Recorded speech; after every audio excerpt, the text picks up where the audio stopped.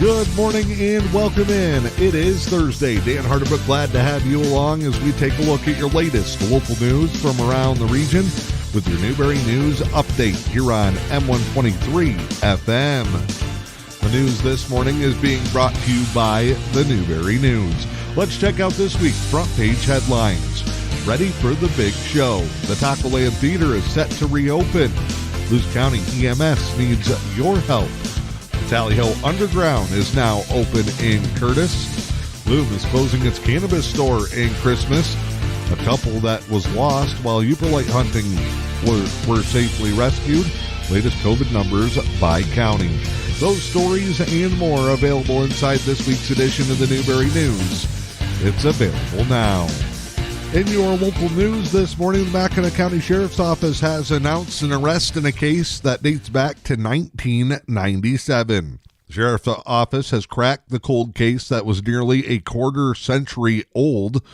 In 1997, investigators from the Mackinac County Sheriff's Office Michigan State Police St. Ignace Post investigated an incident where the remains of an unidentified infant were discovered in a vault toilet at the Garnet Lake Campground in Hudson Township.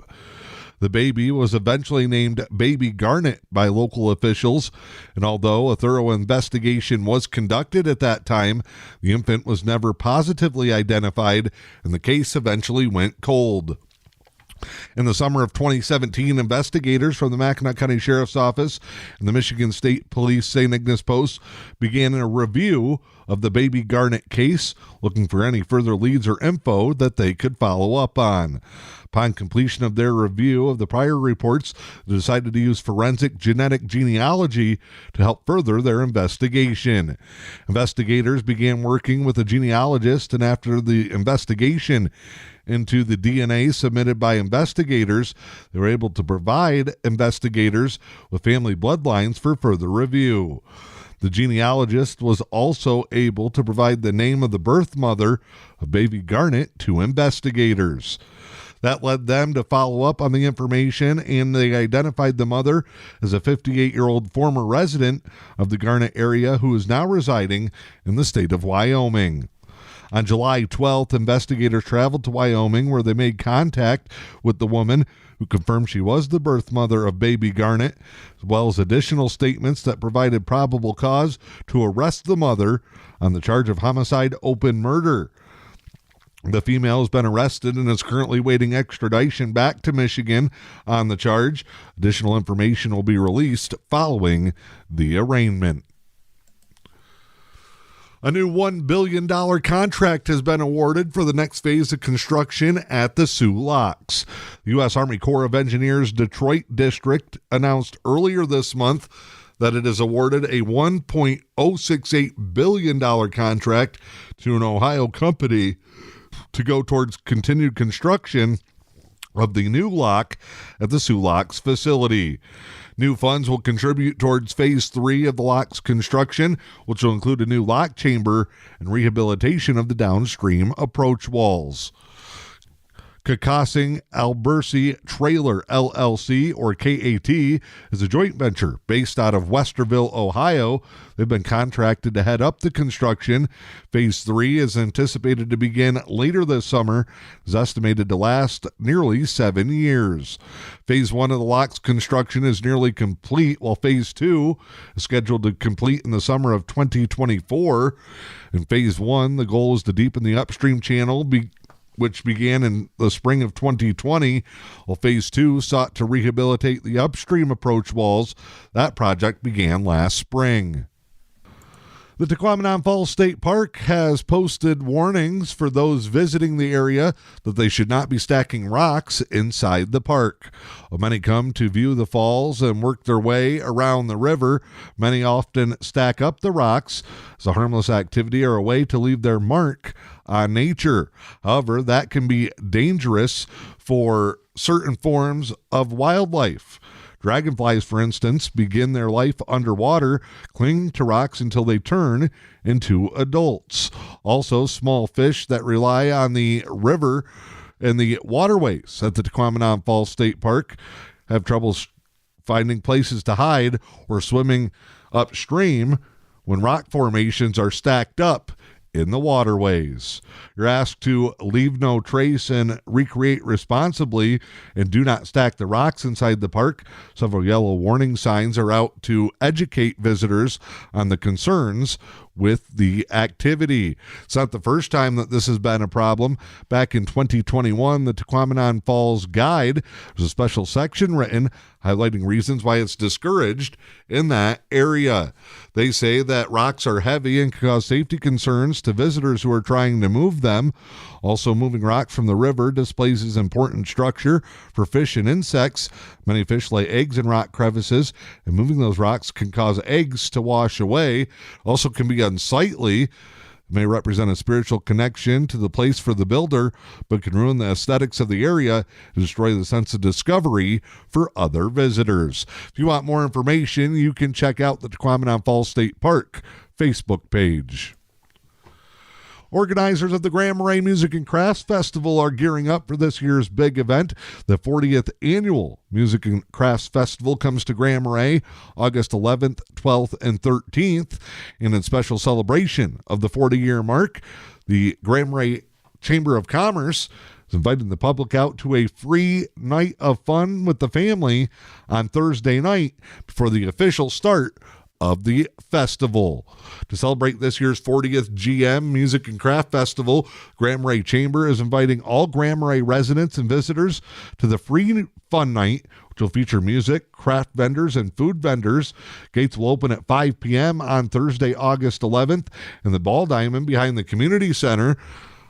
Visitors can come shop and have dinner, bring their chairs and blankets, and enjoy live music from Iron Daisy. That'll start at 8 p.m. They hope to bring everyone out and get them involved in the 40th annual event. Tickets for the weekend festival are available on the GrandMaraisMichigan.com website or from local businesses. I'm Dan Hardenbrook. That is your latest local news this morning. It's your Newberry News Update here on M123 FM. The news this morning is brought to you by the Newberry News. Don't forget, pick up your copy of the latest edition of the Newberry News. It's available now. Time now to check in with sports this morning. The Michigan State men's basketball team will make a special appearance playing in front of armed forces on Veterans Day.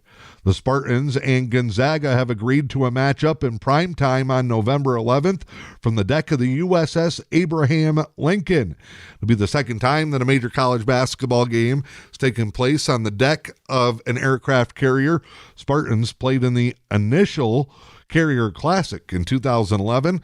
They took on North Carolina from the deck of the USS Carl Vinson, which was used in the burial at sea of former terrorist leader Osama bin Laden after his capture. Now the Spartans and Gonzaga will play in prime time as part of ESPN's Armed Forces Classic.